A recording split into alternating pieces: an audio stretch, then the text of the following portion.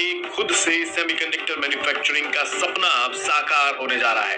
गुरुवार को cabinet meeting में सरकार ने सेमीकंडक्टर मैन्युफैक्चरिंग की 3 परियोजनाओं को मंजूरी दे दी है। एक ताइवान की फाउंड्री है पावरशिप सेमीकंडक्टर मैन्युफैक्चरिंग कोर, वो $11 बिलियन की इन्वेस्टमेंट करने जा रहे हैं इंडिया के अंदर। और ये सारी की सारी जो मुझे बताएं क्या हमें मोदी को फॉलो करना चाहिए?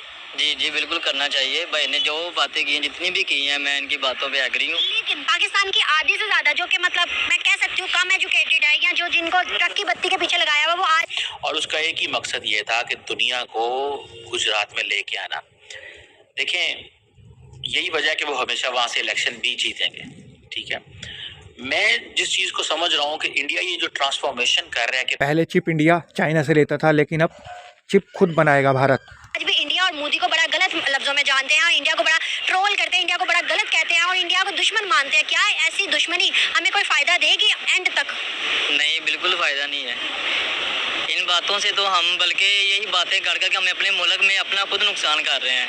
ये इस बात पे हम जो हमें ये बातें कह रहे हैं ना, ये खुद पे भी जुल्म कर रहे हैं और दूसरों पे भी कर रहे हैं। जो पाकिस्तान सिर्फ इस चीज़ पे लगा हुआ है कि इंडिया हमारा दुश्मन है, इंडिया हमारा दुश्मन है, लेकिन उनको ये नहीं पता कि इंडिया इकोनॉमिकली कितना आगे जा चुका हुआ है।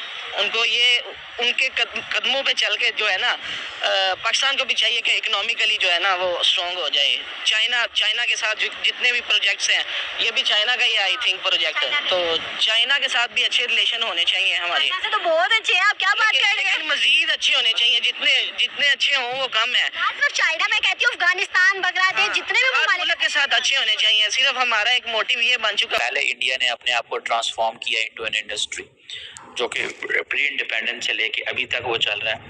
और अभी ये जो सेमीकंडक्टर जो फैब्रिकेशन प्लांट जो लग रहा है वहाँ पे, ये विद सपोर्ट ऑफ दी जैसे कहते हैं ना बाहर की कंपनियों के साथ मिल के, दैट्स अ बिग थिंग। और ये जो $11 बिलियन है, ये तकरीबन कहा जा रहा है कि 900 बिलियन इंडियन रुपीज़ है। और प्राइम मिनिस्टर मोदी जो है वो ये अपनी होम स्टेट में लेके जा रहे हैं, और इसीलिए उन्होंने ये पार्टनरशिप की, वाइब्रेंट गुजरात समिट भी की, और हर रोज नई अपॉर्चुनिटी लेके आ रहे हैं। और टारगेट कौन सा है? Global customers. Target immediately internal customers नहीं है। और दुनिया को, वो अमेरिका को क्या पैगाम दे रहे हैं कि हम आपकी सप्लाई चेन रेजिलियंस क्रिएट कर रहे हैं। So the more you support India, the more you give all that technology, and the more such investments come in India, that gives them a lot of supply chain resilience. अच्छा, इसमें जो important चीज़ है वो ये है कि गुजरात पिछले 25-30 साल से एक पॉलिटिकल स्टेबिलिटी देख रहा है।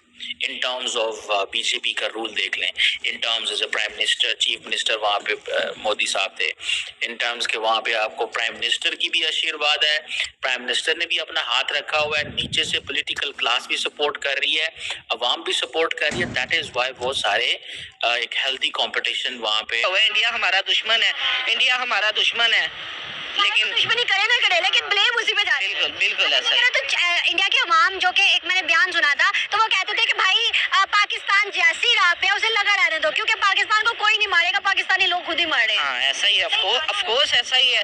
पॉलिटिशियंस जो हैं वो देख लें क्या कर रहे हैं, वो पाकिस्तान के लोगों को मार रहे हैं एक किस्म का। क्या समझते हैं कि अगर हम इंडिया से दोस्ती करते हैं तो पहले 2 बेनिफिट हमें क्या मिलेंगे? एक तो इकोनॉमिकली स्ट्रांग होंगे, दूसरा ये है कि कम से कम इंडिया में मुसलमान रहते हैं और पाकिस्तान में मुसलमान रहते हैं, वो उनका एक इकट्ठ हो जाएगा, और इससे ज़्यादा बेनिफिट मेरे ख्याल में नहीं होगा। सही बात है। भाई कह रहे हैं इंडिया से दोस्ती करनी चाहिए, क्या आप मानते हो इंडिया से दोस्ती करनी चाहिए? जी, हमारी हैसियत वो रजिया वाली है कि हमारे पीछे घंटे पड़े हुए हैं। हम ना अफगानिस्तान से हमारी बन रही है, ना ईरान से बन रही है, ना इंडिया से बन रही है। अगर आप समझते हैं कि आपको अपने माशी मसाइल हल करने हैं, तो उसका सबसे बड़ा हल ये है कि आप जो भी पड़ोसी मुल्क है, वो अफगानिस्तान है या ईरान है या थोड़े इंडिया है, तो हमें सबसे साथ मिलकर चलना होगा। सही बात है। इंडिया से क्या आपको लगता है कभी इंडिया ने हाथ बढ़ाया?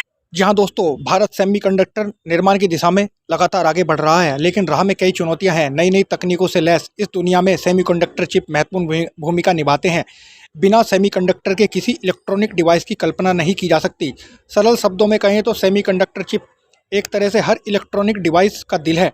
इस विशेष क्षेत्र में चिप निर्माण को बढ़ावा देने के लिए भारत सरकार ने सेमीकॉन इंडिया 2023 समिट के जरिए देश को आगे बढ़ाने का निर्णय लिया है।